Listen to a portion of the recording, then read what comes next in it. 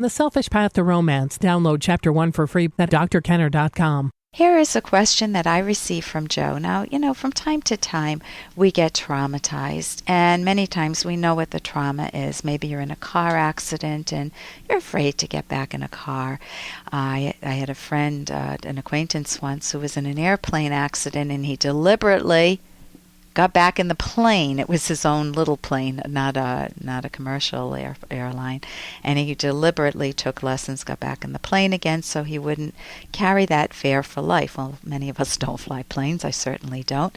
But what happens if you're traumatized? Here is a situation. What if you're traumatized and you don't know where it came from? How do you find out what might have caused it? This is from Joe. Dear Dr. Kenner, this may sound crazy, but I get extreme nausea whenever I hear a certain song. It has happened at least 24 times. Okay, it's 24 times going here. Even if the song is on in the background and I'm not listening, a sudden wave of nausea and sometimes a headache ensue. The song is Keep Your Hands to Yourself by the Georgia Satellites. I'm not sure if as a youngster the song was playing while I was on an amusement park ride or what. But it isn't an intermittent problem. It happens every time. I was wondering if you had any idea why or what I could do to get over it.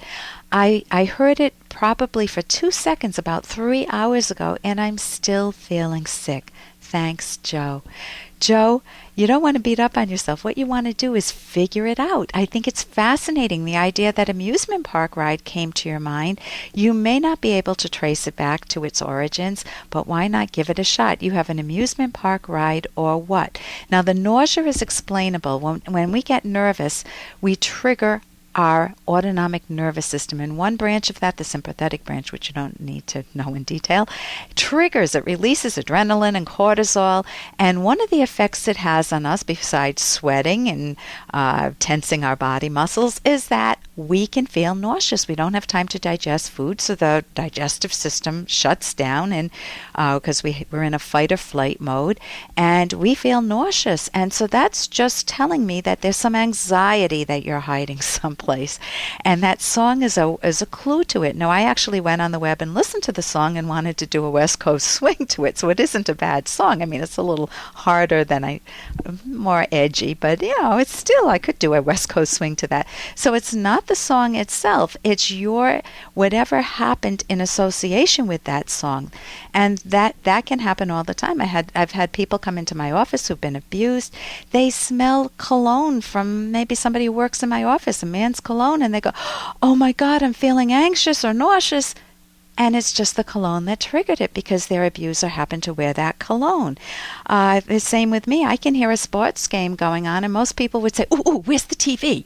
And I hear a sports game going on, and I get very closed in. It triggers my autonomic nervous system. I get angry, and I just get really anxious, and that's because I was surrounded. My father listened to the games forever, and his teams were always losing, and he would get angry. So I just didn't like the games. So understand its cause. You can get therapy for it. You can recalibrate your emotions. Play a different song for yourself, or think about that song differently. But try to find out its source, because hopefully it's not abuse. Hopefully it's just an amusement park ride that scared you. And here's a little more from Dr. Kenner. I just have this talent for falling in love with the wrong guy in the wrong place at the wrong time. Well, how many guys were there? 3. The last one was the manager of a finance company back home in Pittsburgh. They found a little shortage in his accounts, but he asked me to wait for him. And do you feel like you are unlucky in romance? That's from an older movie, The Apartment. Do you find that you keep dating somebody and that someone that's just like the one before, and you keep repeating the same problems again? Maybe it's the way you're picking. Maybe people camouflage well and they present as healthier than they actually are. Let's say that you keep ending up with alcoholics, and you're not looking for one, and the person says they never drink, and you didn't know they were a closet alcoholic. So sometimes people camouflage that.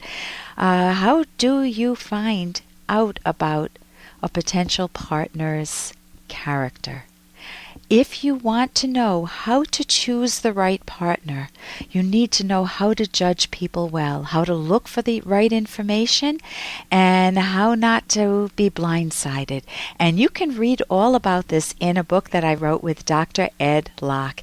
It's a book on romance, from soup to nuts: how to make yourself lovable, how to choose the right partner, how to enjoy sex, how to resolve conflict, how to keep love going over many years, how to sustain it and keep it vibrant, and also an appendix: how to part ways if you cease being soulmates and find love for yourself again.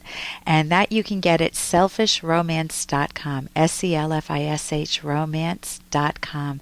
You may be thinking you're doing everything right, going out of your way to please your partner, and the more you do, the more you feel taken advantage of. And that is not a win-win situation.